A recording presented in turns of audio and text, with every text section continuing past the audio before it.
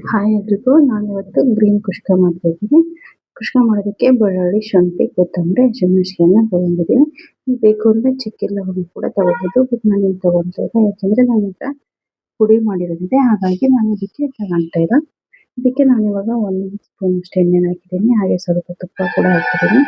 ಇವಾಗ ನಾನು ಸಣ್ಣಕ್ಕೆ ಹೆಚ್ಚಿಟ್ಟಿರುವಂಥ ಒಂದು ಈರುಳ್ಳಿನ ತೊಗೊಂಡಿದ್ದೀನಿ. 1 ಪಲಾವ್ ಎಲೆನ ಹಾಕ್ತಾ ಇದ್ದೀನಿ. ನೋಡಿ, ಈರುಳ್ಳಿನ ಚೆನ್ನಾಗಿ ಬಾಡಿಸ್ಕೋಬೇಕು. ಗೋಲ್ಡನ್ ಕಲರ್ ಆಗೋವರೆಗೂ ಬಾಡಿಸ್ಕೊಂಡು ಅದಾದ ನಂತರ ನಾವು ಟೊಮೊಟೊನ ಇದಕ್ಕೆ ಹಾಕಬೇಕು. ಇವಾಗ ಎಣ್ಣೆಗೆ ತುಂಬ ಚೆನ್ನಾಗಿ ಈರುಳ್ಳಿನ ಫ್ರೈ ಮಾಡ್ಕೊಳ್ಳಿ. ಚೆನ್ನಾಗಿ ಫ್ರೈ ಮಾಡ್ಕೊಳ್ಳಿ. ಈರುಳ್ಳಿ ಚೆನ್ನಾಗಿ ಫ್ರೈ ಆದಷ್ಟು ಕುಷ್ಕ ಟೇಸ್ಟಿಯಾಗಿರುತ್ತೆ. ಹಾಗಾಗಿ ಇದಕ್ಕೆ ನಾನು 2 ಸಣ್ಣ ಟೊಮೊಟೊನ ತೊಗೊಂಡಿದ್ದೀನಿ. ಸಣ್ಣಕ್ಕೆ ಹೆಚ್ಚಿ ಅದನ್ನು ಕೂಡ ನಾನು ಎಣ್ಣೆಯಲ್ಲಿ ಫ್ರೈ ಮಾಡ್ಕೊತೀನಿ. ಹಾಗೆ ನಾನು ಇದೆಲ್ಲ ಫ್ರೈ ಆದ ನಂತರ ನಾನು ಅದನ್ನು ಅಷ್ಟರಲ್ಲೇ ಮಸಾಲೆನ ರುಬ್ಕೊತೀನಿ. ಮಸಾಲೆನ ರುಬ್ಬಿಟ್ಟು ಹಾಕಬೇಕು. ಮಸಾಲೆ ರುಬ್ಬಿ ಹಾಗೆ ನಿಮಗೆ ಟೇಸ್ಟ್ ಕೂಡ ಚೆನ್ನಾಗಿ ಬರುತ್ತೆ. ಇದಕ್ಕೆ ನಾನು 1 ಬೆಳ್ಳುಳ್ಳಿನ ಹಾಕ್ತಾಯಿದ್ದೀನಿ. ಬೆಳ್ಳುಳ್ಳಿನ ನೀಟಾಗಿ ತೊಳೆದು ಅದನ್ನು ನಾನು ಇದಕ್ಕೆ ಆ್ಯಡ್ ಮಾಡ್ತಾಯಿದ್ದೀನಿ. ಅದಾದ ನಂತರ ಮಸಾಲೆನ ಹಾಕಿದ್ದೀನಿ. ಇದಕ್ಕೆ ನಾನು ಸ್ವಲ್ಪ ಧನಿಯಾ ಪುಡಿ, ಸ್ವಲ್ಪ ಗರಂ ಮಸಾಲೆನ ಹಾಕಿದ್ದೀನಿ. ಧನಿಯಾ ಪುಡಿ ಬೇಕಂದರೆ ಸ್ಕಿಪ್ ಮಾಡ್ಕೋಬೋದು. ನೀವು ಚಕ್ಕೆ ಲವಂಗನ ನೀವು ಮಿಕ್ಸಿಲೇ ಮಾಡ್ತೀರಂದರೆ ಗರಂ ಮಸಾಲೆನ ಸ್ಕಿಪ್ ಮಾಡ್ಕೋಬೋದು. ಹಾಗೆ ನಾನಿಲ್ಲಿ ಇದನ್ನು ಸ್ವಲ್ಪ ಎಣ್ಣೆಯಲ್ಲಿ ಫ್ರೈ ಮಾಡ್ಕೋತೀನಿ.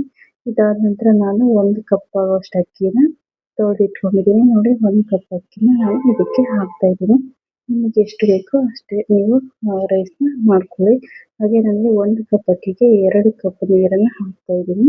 ಮೆಜರ್ಮೆಂಟ್ ಅದು 1 ಕಪ್ ಅಕ್ಕಿಗೆ 2 ಕಪ್ ಅಕ್ಕಿ. ಹಾಗೆ ನಾನು ರುಚಿಗೆ ತಕ್ಕಷ್ಟು ಉಪ್ಪು ಕೂಡ ಆ್ಯಡ್ ಮಾಡಿದ್ದೀನಿ. ನೋಡಿ, ನಿಂಬೆಹಣ್ಣು ಕೂಡ ಹಾಕಿದ್ದೀನಿ. ಇವಾಗ ಸ್ವಲ್ಪ ತುಪ್ಪ ಮತ್ತು ನಿಂಬೆಹಣ್ಣು ಹಾಕಿದರೆ ರೈಸ್ ತುಂಬ ಚೆನ್ನಾಗಿ ಬರುತ್ತೆ. ಹಾಗಾಗಿ ನೀವು ಇದಕ್ಕೆ ಅರಶಿನ ಪುಡಿ ಕೂಡ ಬೇಕಾದರೆ ಹಾಕ್ಬೋದು. ನಾನು ಅರಶಿನ ಪುಡಿನ ಹಾಕಿಲ್ಲ. ನೋಡಿ, ಫೈನಲಿ ಈ ಥರ ನಮ್ಮ ಕುಷ್ಕ ರೆಡಿ ಆಯಿತು. ತುಂಬ ಚೆನ್ನಾಗಿರುತ್ತೆ, ಟೇಸ್ಟಿಯಾಗಿರುತ್ತೆ. ಹಾಗೆ ನಾನು ಇದರಲ್ಲಿ 1 ಬೆಳ್ಳುಳ್ಳಿ ಹಾಕಿದ್ನಲ್ಲ, ನನ್ನ ಮಗನಿಗೆ ಸ್ವಲ್ಪ ಶೀತ ಆಗಿತ್ತು. ಹಾಗಾಗಿ ಸ್ವಲ್ಪ ಬೆಳ್ಳುಳ್ಳಿನ ಹಾಕಿ ಅವನಿಗೆ ತಿನ್ನಿಸೋಣ ಅಂದ್ಬಿಟ್ಟು ನಾನು ಬೆಳ್ಳುಳ್ಳಿನ ಹಾಕಿದ್ದೆ. ಚೆನ್ನಾಗಿ ಬೆಂದಿದೆ ಬೆಳ್ಳುಳ್ಳಿ. ಈ ಥರ ಮಾಡೋಕ್ಕಿದ್ರೆ ಮಕ್ಕಳು ತಿಂತಾರೆ. ಹಾಗೆ ರೈಸು ಕೂಡ ಟೇಸ್ಟಿಯಾಗಿರುತ್ತೆ. ನೀವು ಎಷ್ಟು ಬೇಕಾದರೂ ಮಾಡ್ಕೋಬೋದು. ಹಾಗೆ ಇದಕ್ಕೆ ನೀವು ಹಸಿಮೆಣಸಿನಕಾಯಿ ಬೇಡ, ಖಾರದ ಪುಡಿ ಬೇಕಾದ್ರೂ ಹಾಕ್ಕೋಬೋದು.